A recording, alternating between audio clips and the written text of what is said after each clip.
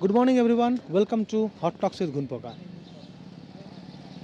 আমাদের বর্তমান সময়ে দাঁড়িয়ে জেনারেশন যেভাবে বদলে যাচ্ছে, এই জেনারেশনের মাঝখানে কেন জানি না সিনেমার ধরন, সোশ্যাল মিডিয়া, এভরিথিংগুলো কেমন যেন একের পর একভাবে জেনারেশন ওয়াইজ চেঞ্জ হয়ে থাকছে। তো এখন আমরা এই জেনারেশন চেঞ্জ, তো আজকে আমাদের এই হট টক্স অতিথি হচ্ছে দেব্যজ্যোতি চক্রবর্তী। তো চলে যাওয়া যাক তার কাছে।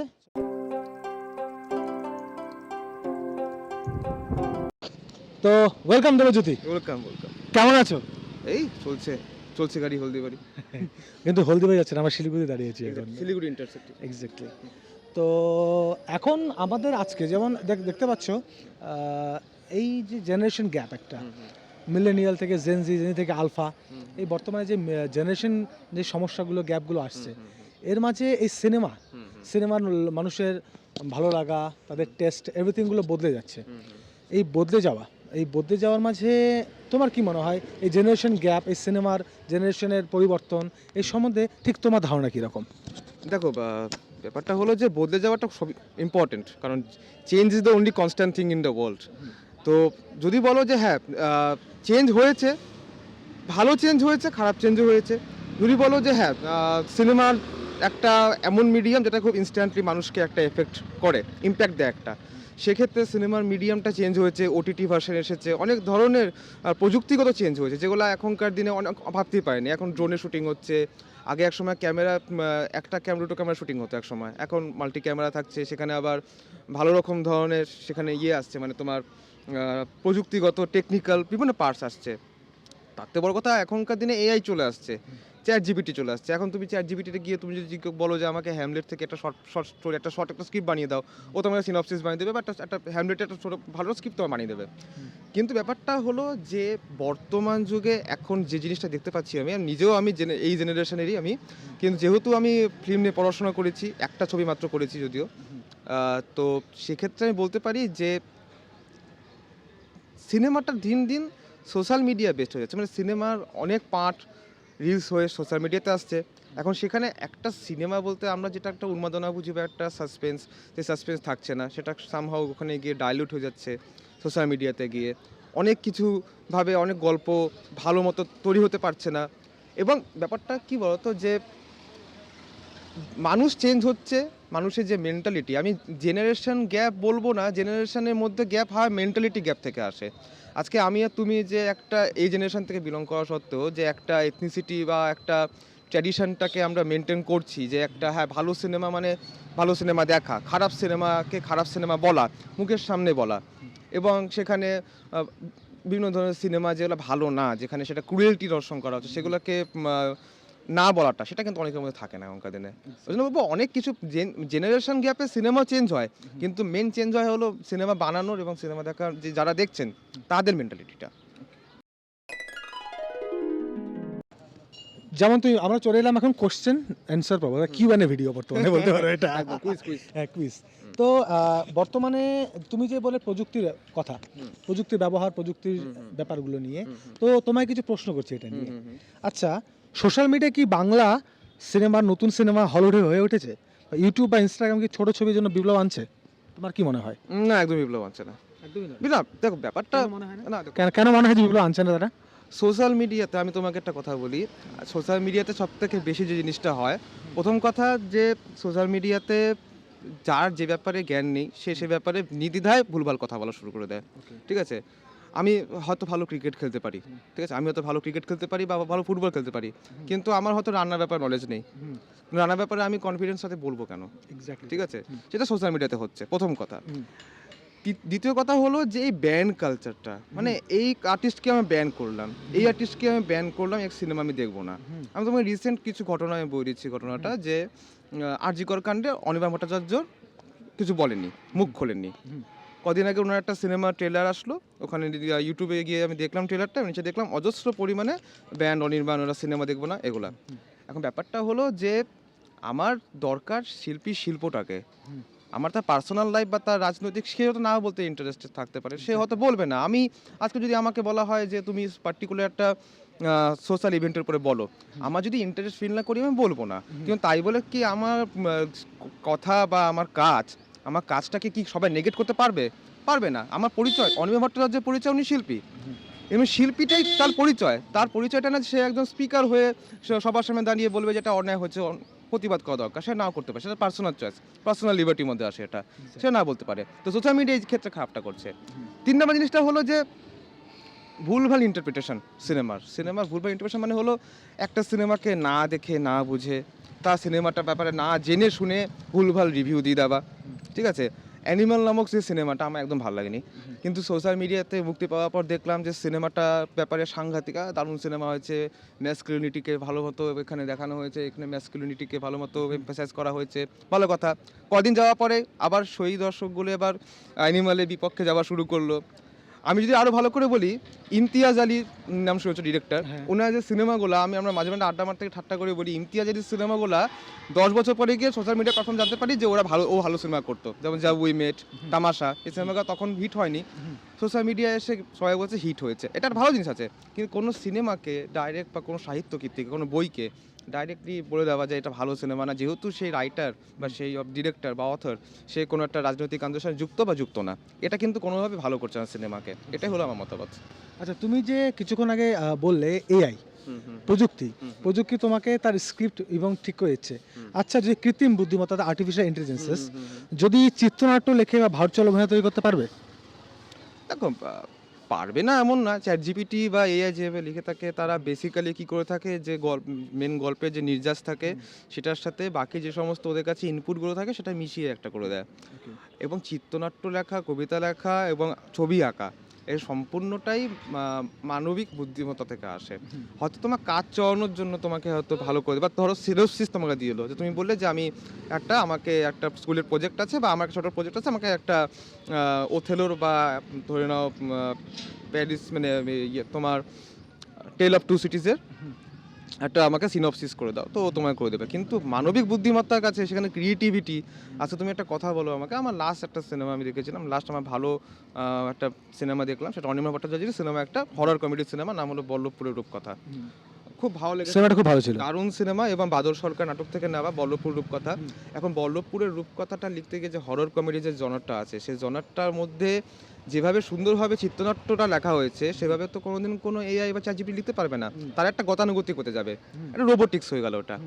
তবে হ্যাঁ, এআই বা চ্যাট জিপিটি যে ক্ষেত্রে আমাদের হেল্প করতে পারে সেটা হলো টেকনিক্যাল বা প্রযুক্তিগত দিক থেকে কী হেল্প নেওয়া দরকার, কিছু প্রশিক্ষণ যেটা আমরা ওখান থেকে পেতে পারি না। তাছাড়া দেখো ব্যাপারটা কী বলতো, যে মানুষ চ্যাট জিপিটি তৈরি করেছে, মানুষ রোবট তৈরি করেছে, মানুষ এআই তৈরি করেছে, তার মানে সবার উপরে মানুষের কিন্তু একটা হাত বা একটা ডমিনেন্স আছে। এক্স্যাক্টলি। যেমন সোশ্যাল মিডিয়ার কথা বললাম প্রথমের ক্ষেত্রে, সোশ্যাল মিডিয়ার ক্ষেত্রে ধরে নাও, তোমার কি মনে হয় যে সোশ্যাল মিডিয়াতে একটা জিনিস দেখে তুমি তারকা অর্থাৎ স্টার কাস্ট, এই স্টারদের না অনেকটা স্টারডম কমে যাচ্ছে দিনের পর দিন। এই সোশ্যাল মিডিয়াতে ওরা নিজেদের বিভিন্ন রকম প্রমোশনগুলো করছে। পুরাতন তারকা, আমি যদি পুরাতন তারকার দিকে চলে আসি, পুরাতন তারকা সোশ্যাল মিডিয়াতে তাদের জনপ্রিয়তা কি পুরাতন হয়ে ফিরিয়ে আনা সম্ভব? দেখো, সোশ্যাল মিডিয়া এমন একটা মাধ্যম যেটা সবাই ইউজ করে থাকে। হ্যাঁ, এটা বলতে পারো যে হ্যাঁ সম্ভব। তারা তাদের পুরোনো কাজগুলোকে কেউ হয়তো সেই মহান ক্রুসেডের মধ্যে একজন যে বলো যে না আমি অমুক তারকার এই ছবিটাকে দিয়ে বললাম যে ইনি একসময় ভালো অভিনয় করতেন। এখন ব্যাপারটা হলো যে অনেক ভালো তারকারাই কিন্তু সোশ্যাল মিডিয়াতে নেই। যদি তুমি বলো যে শাশ্বত চট্টোপাধ্যায়, উনি মোবাইলে ইউজ করতেন না, এখন করে না, উনি খুব একটা টেকনোলজি থেকে দূর থাকেন। সাইফ আলী খান যিনি আছেন, আমার খুব পছন্দের অভিনেতা, উনি ইউজই করেন না বলতে গেলে। উনি সোশ্যাল মিডিয়া ইউজ করেন না এবং কোনো রকম ধরনের সোশ্যাল মিডিয়া প্ল্যাটফর্মে নেই। তা বলে কি ওনার ছবিগুলো খারাপ বা উনি অভিনয় খারাপ করেন না? উনি ওথেলোতে যে লাংড়া ত্যাগীর যে অভিনয়টা করছেন, ইয়াগোর রোলটা যে করা হয়েছে, দারুণ করেছে। এখন ওটা তো আমার দেখুন, যেটা ভালো হয়, যে অভিনয়টা ভালো হয়, সেটার জন্য আমাকে আলাদা করে সোশ্যাল মিডিয়া দরকার নেই। আজকে সুমি চট্টোপাধ্যায় হীরকরা দেশেতে বা অসীম শঙ্করের যে অভিনয়টা করেছে, সেটা আমরা সবাই জানি কি দুর্ধর্ষ ধরনের অভিনয় হয়েছে। সেজন্য আমার সোশ্যাল মিডিয়া দরকার নেই। তো দরকার তাদের যারা নিজেদের একটু রিভাইভ করতে চান, বা যারা চান যে হ্যাঁ আমাকে কেউ দিচ্ছে না পারতাম, আমি ফিরে এসে রিভাইভ করে দিই। ঠিক আছে, ভালো কাজ হলে মানুষের জীবনে সারা জীবন থাকবে। মার্লন ব্র্যান্ডোর গডফাদার, এখনো পর্যন্ত গডফাদার বলতে গেলে গডফাদার তো মারিও পুজোর একটা বই থেকে নেওয়া।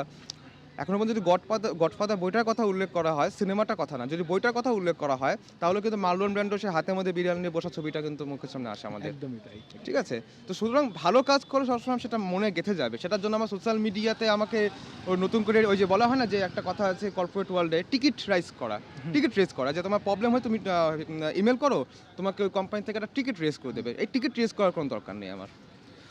তোমার ফেসবুক আইডি হ্যাঁ। দেবজ্যোতি ফেলুদা চক্রবর্তী, অর্থাৎ তুমি ফেলুদার ভীষণ ফ্যান, ঠিক আছে?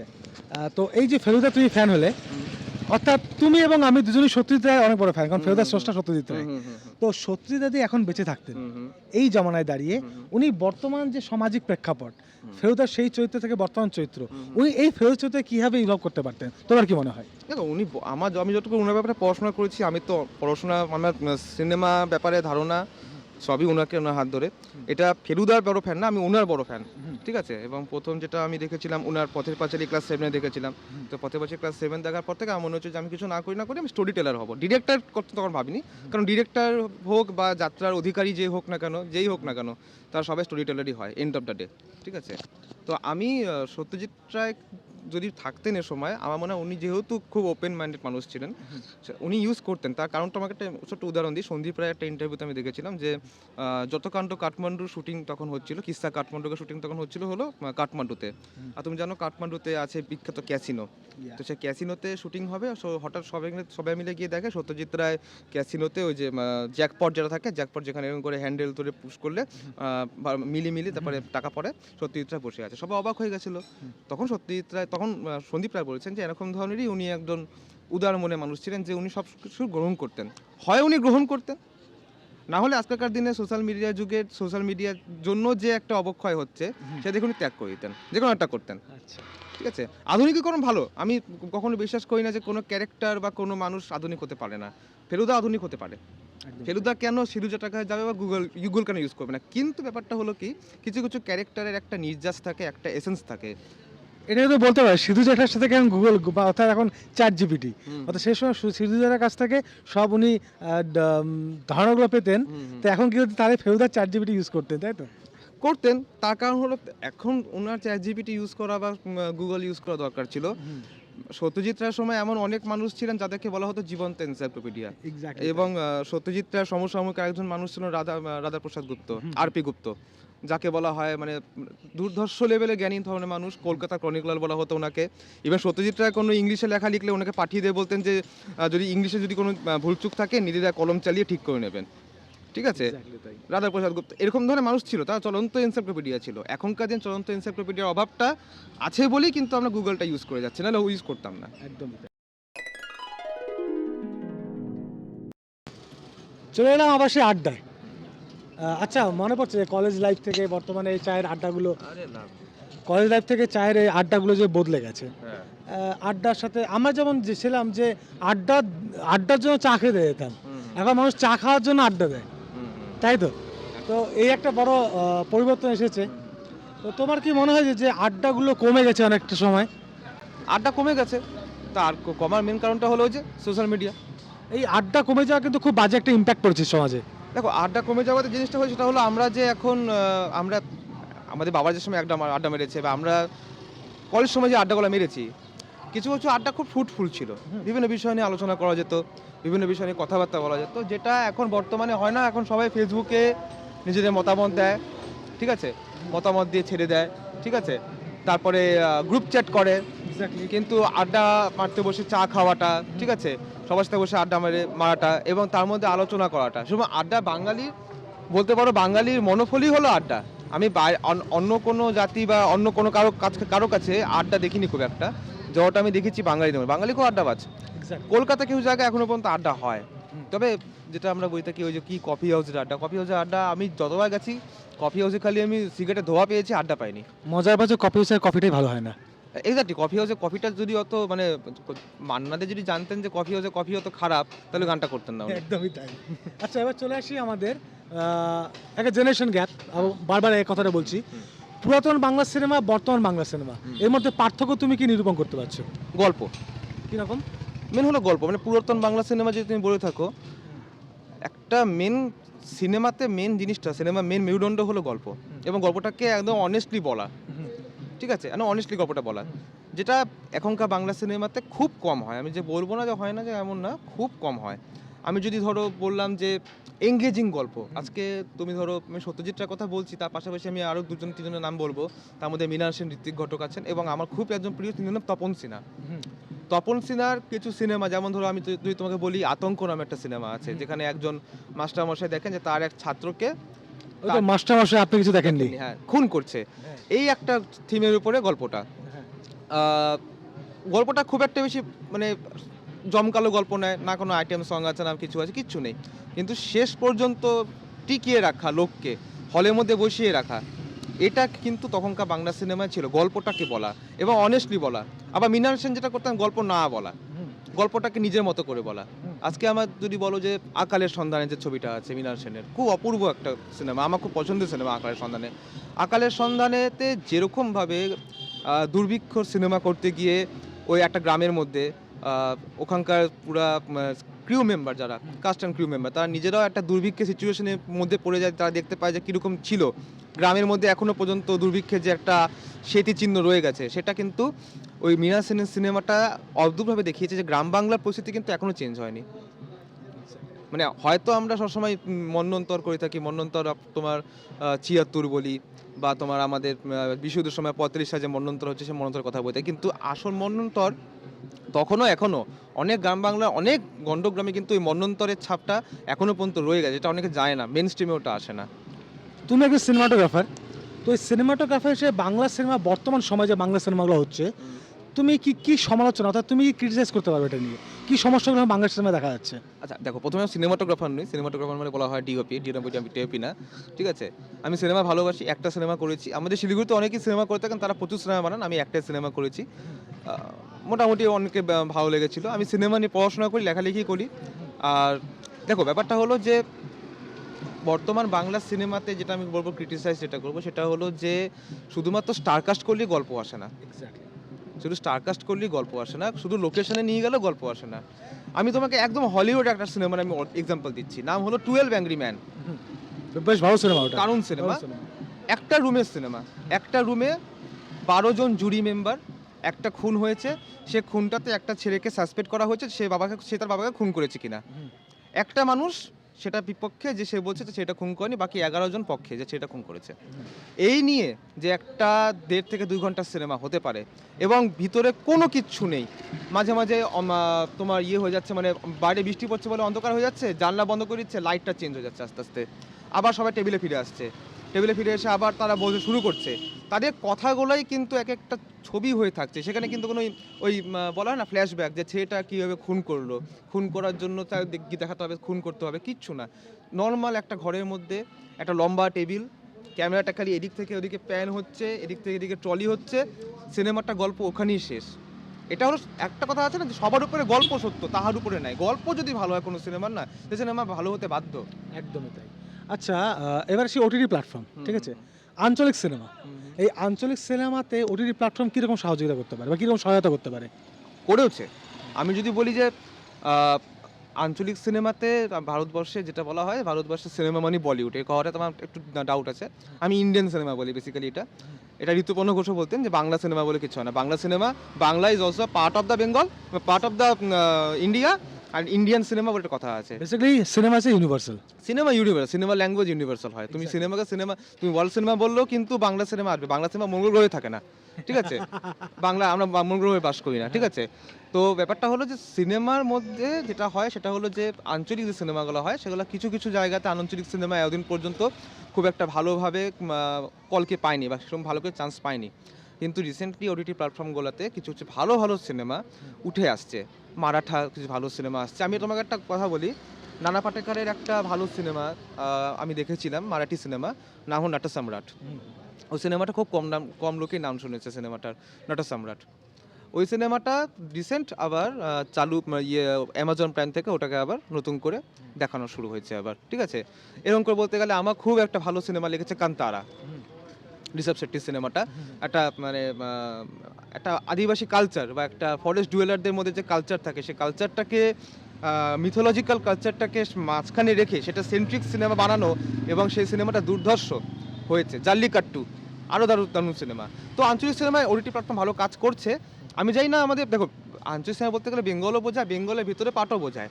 আমি এবং এখানে একদম প্রত্যন্ত গ্রামাঞ্চল সিনেমা বোঝায়। বোঝায়, একদম বোঝায়। গ্রামাঞ্চলের সিনেমা হচ্ছে, রাজবংশী সিনেমা আমাদের এখানেও প্রচুর ধরনের হচ্ছে, কিন্তু হ্যাঁ সেখানে আমরা এখনো পর্যন্ত ওই প্ল্যাটফর্মে পৌঁছাতে পারিনি। আসামে ভালো সিনেমা আমি দেখেছি একটা আমিষ নামে, যেটা অনুরাগ কাশ্যপ প্রডিউস করেছিলেন, খুব সুন্দর অনুরাগ কাশ্যপ কিন্তু ভীষণ কন্ট্রোভার্সিয়াল ক্যারেক্টার, বাংলা সিনেমায় ঘাটিয়া বলেছেন, মনে আছে তো? কেন বলেছেন, মানে কি কারণে বলতে পারেন উনি এটা? তুমি কি এটাকে গ্রহণযোগ্য বা এটাকে তুমি অ্যাকসেপ্ট করো? দেখো আমার মনে হয় যে যদি বাংলা সিনেমাকে ঘাটিয়া বলেছে, এবার বলাটা এখন মুখের সামনে উচিত হয়নি, মনে মনে বলার দরকার ছিল না, কিন্তু আমার মনে হয় যে সত্যিকারে বাংলা সিনেমার এখন যে কদর, যে গ্রাফটা, কোয়ালিটি কমে গেছে। আমি তো খুব একটা পুরানো নই, ঠিক আছে, খুব একটা পুরানো নই। তো সে পুরানো ব্যাপারটা হলো যে আমি মোটামুটি আমি যখন বড় হয়েছি, আমি সৃজিত মুখার্জির সিনেমা দেখেছি, ঋতুপর্ণ ঘোষের সিনেমা দেখেছি। ঋতুপর্ণ ঘোষের সিনেমা একসময় বাড়িতে যেহেতু বড়দের সিনেমা বলে ব্যান্ড থাকতো, পরবর্তীকালে আমি ফিল্ম পড়তে গিয়ে আমি বুঝতে পারলাম ঋতুপর্ণ ঘোষের সিনেমা কতটা বেশি ইম্পর্টেন্ট, দেখা শুরু করেছি। এখন গৌতম ঘোষ, ঋতুপর্ণ ঘোষ, সৃজিত মুখার্জির প্রথম দিকে পার্টটা, কৌশিক গাঙ্গুলি, এরা মোটামুটি ভালো সিনেমা করেছে। আমি নগর কীর্তন সিনেমাটা দারুণ ভক্ত, দারুণ সিনেমা ওটা। শব্দ নামে একটা সিনেমা হয়েছে, ন্যাশনাল পেয়েছিল, দারুণ। শুধুমাত্র শব্দর জন্য যে একটা শব্দ, মানে শব্দ আর্টিস্ট যারা থাকে, সাউন্ড আর্টিস্ট, তাদেরকে নিয়ে যে সিনেমা হয় এবং কিরকম করে তারা কাজ করে থাকে, সেটা যে সিনেমা হতে পারে, সেটা কৌশিক গাঙ্গুলি করে দেখিয়েছে। আর নির্বাকের মতো সিনেমা, যেটা আমার মনে হয় সৃজিত মুখার্জির ব্রাইট কাজ এখনো পর্যন্ত। তিনটা প্রেম, একটা মানুষের সাথে একটা তার বাড়ির কুকুরের প্রেম হয়ে গেল, তারপর একটা গাছের সাথে একটা ভদ্রমহিলার প্রেম, এবং একটা মর্গ অ্যাটেন্ডেন্টের সাথে একটা লাশের প্রেম। সুন্দর। এই এই তিনটাকে খুব সুন্দরভাবে সৃজিত মুখার্জি ফুটে তুলেছে নির্বাক সিনেমাতে, কিন্তু এখন সেই বাংলা সিনেমা পাই না। আঞ্চলিক সিনেমা দিকে আসলাম। আচ্ছা, এবার তোমার যে শিলিগুড়িতে, আমরা যেখানে থাকি, শিলিগুড়িতে কাজ করতে এখানকার শিল্পীদের ঠিক কী অসুবিধাগুলো হচ্ছে? কারণ শিলিগুড়িতে ঠিক সেরকম সিনেমা কিন্তু বেরিয়ে আসছে না, তাহলে মানছো তুমি? কলকাতায় যেভাবে একটা সিনেমা কালচার আছে, একটা শর্ট ফিল্মের কালচার আছে, শিলিগুড়িতে কিন্তু সেই কালচারটা একদম কমে গেছে, নেই বললে চলে। আচ্ছা, তোমার কেন মনে হয় শিলিগুড়িতে এটা কেন হচ্ছে না? শিল্পীরা এখানে কি খুব সমস্যার মুখোমুখি হচ্ছে? দেখো প্রথম কথা হলো এই তুমি যে কথাটা বললে কলকাতা ব্যাপারটা, আমাদের বেসিক্যালি আমরা বাংলা বলতে ভাবি কলকাতা, ঠিক আছে, বাংলা বলতে মানে পশ্চিমবঙ্গ বলতে ভাবি কলকাতা, মানে অনেকে তো অনেকে শুনেছি যে মানে কলকাতার পরে বলে সব, কলকাতার পরে নর্থের দিকে বলে সব গ্রামাঞ্চল। প্রথম কথা এই একটা মানে কি বলবো, স্টিরিওটাইপ এখনো পর্যন্ত রয়ে গেছে যে কলকাতা সেন্ট্রিক সিনেমা মানে ভালো সিনেমা, বাইরের সিনেমা ভালো সিনেমা না, ঠিক আছে, এটা একটা কথা। দ্বিতীয় কথা হলো যে আমাদের এখানে, যেহেতু আমি কাজ করেছি, আমি জানি আমাদের এখানে ভালো টেকনিশিয়ান আছে, আমাদের এখানে ভালো তোমার আর্টিস্টও আছে, ভালো থিয়েটার আর্টিস্ট, তারা ভালো ভালো অভিনয় করতে পারে। আমি যেমন বিশ্বজিৎদার কথা বলবো, বিশ্বজিৎদা আমার সিনেমাতে, আমার ছবিতে রক্ষক ছবিতে অভিনয় করেছিলেন, মন্ত্রী মশাইয়ের ক্যারেক্টারে। রক্ষক, হ্যাঁ, ওখানে ভালো অভিনয় করেছিলেন, এবং খুব শুধু বিশ্বজিৎদা না, অলকানন্দা যে ছিল ওখানে, ও ভালো অভিনেত্রী, কৌশিকদা ছিল ভালো অভিনেত্রীরা। কিন্তু ব্যাপারটা কী বলতো, যে শিলিগুড়িতে মেন যে প্রবলেমটা, সেটা হলো যে শিলিগুড়িকে যদি সিনেমাতে এগোতে হয়, তাহলে শিলিগুড়িকে একটু ভালো কাজ করতে হবে। মানে আমাদের এখানে সিনেমাটা বেসিক্যালি কী হয়ে যাচ্ছে, শর্ট ফিল্ম হচ্ছে, এবং শর্ট ফিল্মের টপিকগুলো খুব মানে একটা ধরো জেন্ডার বেসড, বা ধরো একটা প্রবলেম বেসড, কোনো একটা পার্টিকুলার জেন্ডারে পার্টিকুলার প্রবলেমের উপর সিনেমা হচ্ছে, কোনো একটা পার্টিকুলার জেন্ডারে পার্টিকুলার ক্রাইসিসের উপর সিনেমাটা হচ্ছে, কিন্তু ব্যাপারটা হলো গল্পটা নেই তো ওখানে।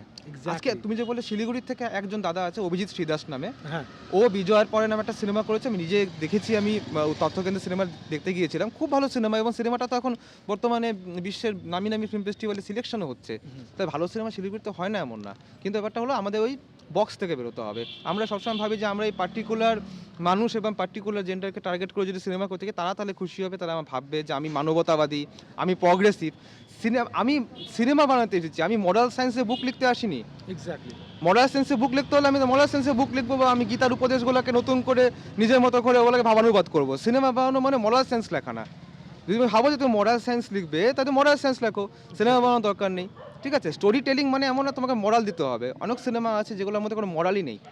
তুমি যদি জালুক গদারের সিনেমা দেখো, জালুক গদারের সিনেমাগুলো দেখলে, বা তোমার আকিরা কুরোসাওয়ার যে সিনেমাগুলো আছে, ইংমার বার্গম্যানের সিনেমাগুলো আছে, ওখানে তো ওরা কোনো মরালই দেয়নি। সিনেমা মরাল থাকতে হবে কোনো কথা নেই, মরাল না থাকলেও হয়, কন্টেন্ট থাকতে হবে। সে কন্টেন্ট মোরাল হোক বা ইমোরাল হোক, তার মধ্যে নীতি থাকুক বা নেতিবাচক থাকুক, কোনো যায় আসে না। মেন হলো যাতে গল্পটা ভালো মতো হয়ে থাকে। আমার কোনো মোরাল দেওয়ার কোনো দরকার নেই তো কোনো। হ্যাঁ, মোরাল সিনেমা ভালো, ওরা খারাপ না। তো এখন চলে আসছি উপসংহারে একেবারে। হ্যাঁ। আমি যেহেতু একজন লেখক, তো আমি চাইছি তোমার সাথে কোনোদিন হয়তো আমি কাজ করতে পারি, একটা স্ক্রিপ্ট নিয়ে কাজ করতে পারি। আচ্ছা, এই উপসংহারে এসে বর্তমান দর্শক দেখে তুমি কি বলতে যাবে? সিনেমা দেখা কীভাবে কি দেখা উচিত, তাদের কোন কোন সিনেমাগুলো ভালোভাবে দেখা উচিত এবং তাদের সাপোর্ট করা উচিত? তো আমার দর্শক বন্ধুদেরকে তুমি সেটা বলো। দেখুন, ব্যাপারটা হলো যে সিনেমা সব ধরনের দেখবেন, ওটিটি প্ল্যাটফর্মে হলো ওটিটি প্ল্যাটফর্মে দেখবেন, পারলে হলে টিকিট কেটে সিনেমা দেখুন। তার কারণটা হলো যে আমরা সাউথের সিনেমা নিয়ে এত কথা বলি, আমরা হয়তো এটা জানি না যে সাউথে কিন্তু ওটিটি থেকে বেশি প্রচলিত হলো সিনেমা হল। ওখানে সারা সপ্তাহে লোকে টাকা জমিয়ে শুক্রবার বা শনিবার করে তারা টিকিট কেটে সিনেমা হলে গিয়ে সিনেমা দেখে। তাদের কাছে সিনেমাটা একটা এন্টারটেনমেন্টের পাশাপাশি একটা ফেস্টিভ একটা জিনিস ওদের কাছে। ওই জন্য ওদের সিনেমা কিন্তু উন্নত, ওদের ওখানে ক্রেজ বিশাল। সিনেমা হলকে দেখতে হবে, সব ধরনের সিনেমা দেখুন। আপনাকে এমন কোনো বলবো না যে আপনি কমার্শিয়াল দেখবেন না, আপনি আর্ট হাউস সবসময় দেখবেন। সব ধরনের সিনেমা দেখুন, সিনেমা দেখুন, বুঝুন। যাদের ট্যালেন্ট নেই তারা হারিয়ে যায়, যাদের ট্যালেন্ট থাকে, যেমন আমি বলি যে চার্লস ডারউইনের যে থিওরি আছে, যোগ্যতার উদ্বর্তন, ঠিক আছে, সার্ভাইভাল অফ ফিটেস্ট, লাইফেও তাই হয়। যে টিকতে পারে সে সার্ভাইভ করে, যে টিকতে পারে না তারা 1 বছর 2 বছর 4 বছরের মধ্যে তারা আস্তে আস্তে পেরিশ হয়ে যায়, কারণ তাদেরকে মনে রাখতে পারি না। এবং আমি ওটা মনে করি যে কোনো সিনেমা যদি ভালো হয় সেটার জন্য, ধরো আজকে থেকে 10 বছর আগে কোনো একটা ভালো সিনেমা, সেটা কিন্তু আমার সোশ্যাল মিডিয়াতে দেখে নিয়ে আমাকে আবার ওটা দেখা উচিত না, কারণ যদি ভালো থাকে ভালো হবে। আজকে ঋতুপর্ণ ঘোষের রেনকোট সিনেমাটা সত্যিই ভালো, এখন আমাকে ফেসবুকে কেউ বললো একজন রেনকোট সিনেমাটা ভালো, এই ভালো, তার থেকে মনে হয় তুমি নিজের সিনেমা দেখো, দেখো গিয়ে। কারো মুখে ঝাল খাবার থেকে, অন্যের মুখে ঝাল খাবার থেকে নিজে ঝাল খেয়ে টেস্ট করে দেখো ঝালটা বেশি হচ্ছে না নুন কম হয়েছে। একদম। তোমার সাথে যাই হোক পরিচয়, আমাদের আজকে আড্ডাটা বেশ ভালো জমলো। আশা করছি আগামী দিনে অনেক রকম কাজ একসাথে করতে পারবো। আর আর এরকম ভালো ভিডিও, অর্থাৎ বিভিন্ন রকম ক্রিটিক ভিডিও, বিভিন্ন রকম পডকাস্ট, বিভিন্ন রকম আলাপচারিতা জানতে হলে, দেখতে হলে আমার এই চ্যানেলটাকে অবশ্যই সাবস্ক্রাইব করতে হবে। দেখা হচ্ছে পরবর্তী ভিডিওতে।